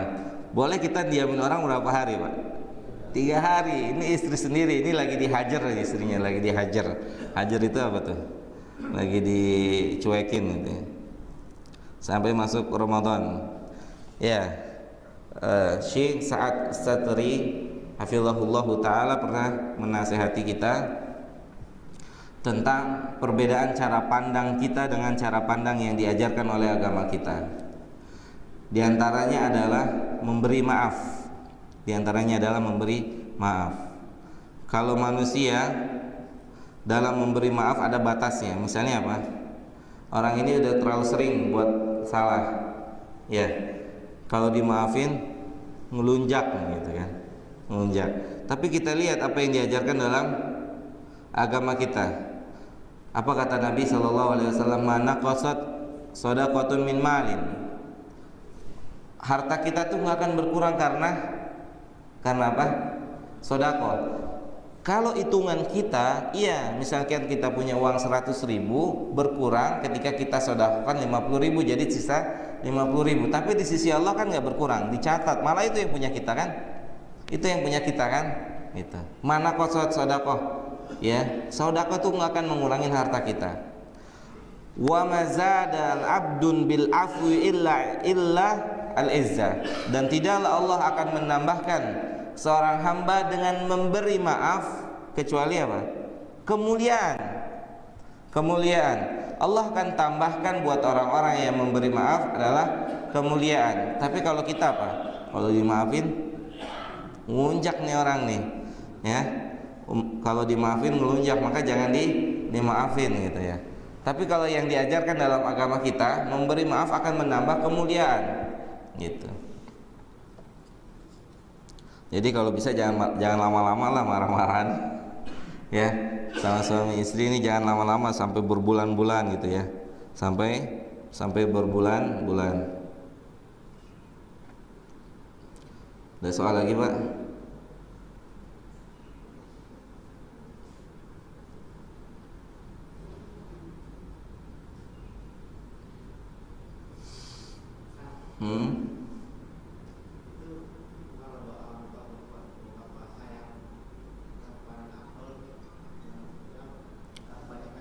Iya. Nanti mungkin pekan depan insyaallah dibahas secara perinci di antara hadis-hadis atau ya hadis-hadis yang lemah seputar Ramadan gitu Pak. Nanti insyaallah kita bahas di antaranya itu doa Allahumma lakasuntu wa bika amantu wa ala rizkika aftartu. Itu adalah doa yang masyhur, di kita ya Pak ya. Bahkan saya juga hafal dari kecil doa itu masyhur. Akan tapi nanti kita sebutkan kenapa dia dhaif, itu didhaifkan oleh para ulama hadis tentang doanya itu. Doa itu ada terdapat dhaif di sanadnya gitu. Lemah di dalam sanad sehingga tidak bisa diamalkan gitu.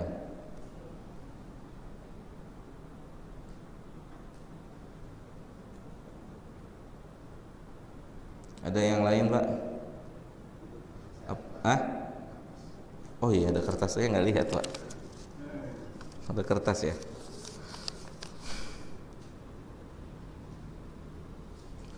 Bagaimana hukum puasanya di siang hari suami atau istri bercumbu tanpa jima? Boleh nggak Pak? Boleh, silakan aja kalau sanggup gitu kan. Kalau sanggup tidak sampai menyalurkan syahwatnya gitu, tahan sampai maghrib gitu kan. Maghrib baru salurkan gitu ya. Kalau sanggup silakan, kalau nggak sanggup jangan gitu ya. Kalau nggak sanggup jauh-jauh. Makanya kalau nikah jangan bulan puasa gitu ya. Kalau nikah jangan bulan puasa. Makanya sunnahnya nikah bulan Syawal, ba'da Ramadan gitu kan. Jangan di Ramadan, miskin antum, kasihan siang-siang puasa gitu ya. Siang-siang puasa cuman nggak makan nggak minum, istri harus dijauhin gitu. Jangan di bulan Ramadan. Puasanya nggak apa-apa. Kan Nabi selain mencium juga mubasyarah, yubashir istrinya Aisyah. Madhi. Iya. Apakah batal gitu ya? Puasanya nggak batal. Ikhtilaf. Yang batal itu adalah air mani. Sengaja atau tidak sengaja itu keluarnya batal gitu. Makanya istimna itu membatalkan puasa.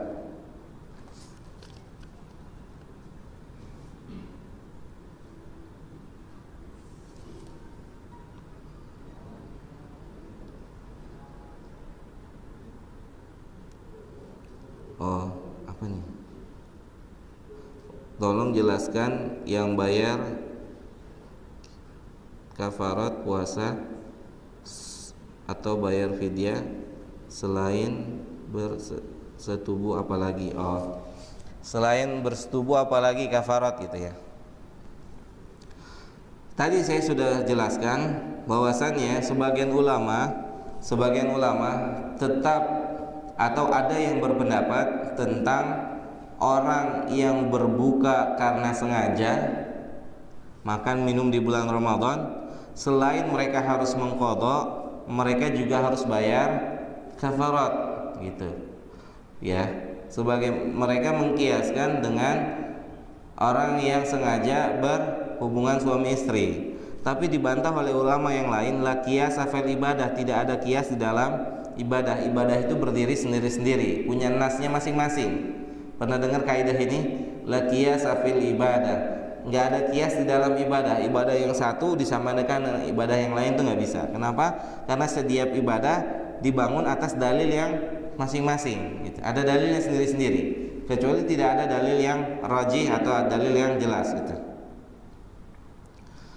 Kalaupun ada itu adalah salah satu pendapat dari para ulama gitu. Jadi nggak perlu khawatir apakah harus kafarat atau tidak. Maka untuk yang kita ambil adalah orang yang selain dari jima maka tidak ada kafarat. Yang ada adalah bertaubat kepada Allah Subhanahu wa taala sebagaimana dosa-dosa yang lain. Keumuman dosa ya yang tidak memiliki kafarat sebagaimana kafaratnya jima, maka cara kafaratnya adalah taubat. Paham enggak, Pak? Kan kalau orang yang bersumpah dengan selain nama Allah kafaratnya ada. Ya. Kemudian orang yang berjima di bulan Ramadan kafaratnya ada. Kemudian orang yang melakukan tatoyur ada kafaratnya. Nah, kemudian dosa-dosa yang tidak memiliki kafarat maka kafaratnya adalah taubat gitu. Taubat. Makanya sebagian ulama berkata nggak ada qadha buat orang yang sudah sekian tahun nggak sholat gitu. Nggak ada qadhanya, nggak ada perintahnya untuk qadha gitu kan. Yang ada apa? Taubat. Yang ada taubat dengan taubat yang benar. Jadi antum misalnya ada orang ketemu dengan orang yang baru memulai sholat, umurnya udah 50 tahun tapi selama itu tidak pernah sholat, jangan antum bilang qadha selama 50 tahun. Gimana cara qadhanya gitu kan? Cara qadhanya itu bagaimana gitu? Wallahu ta'ala alam. Jadi orang itu diperintahkan taubat.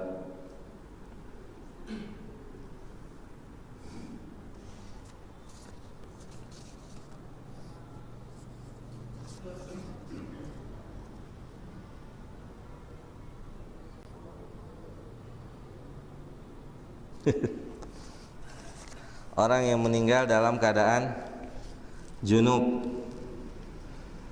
maka mandi jenazah tersebut mandi apa? Coba ana tanya sama antum, mandi yang dicontohkan sama Nabi ada berapa? Hah? Kaifiatul mandi yang dicontohkan oleh Nabi berapa? Kan cuma satu, ya kan? Nggak ada yang lain. Mandi apa? Mandi janabah itu, ya, yang diajarkan oleh Nabi kita Muhammad SAW itu mandi yang seperti itu.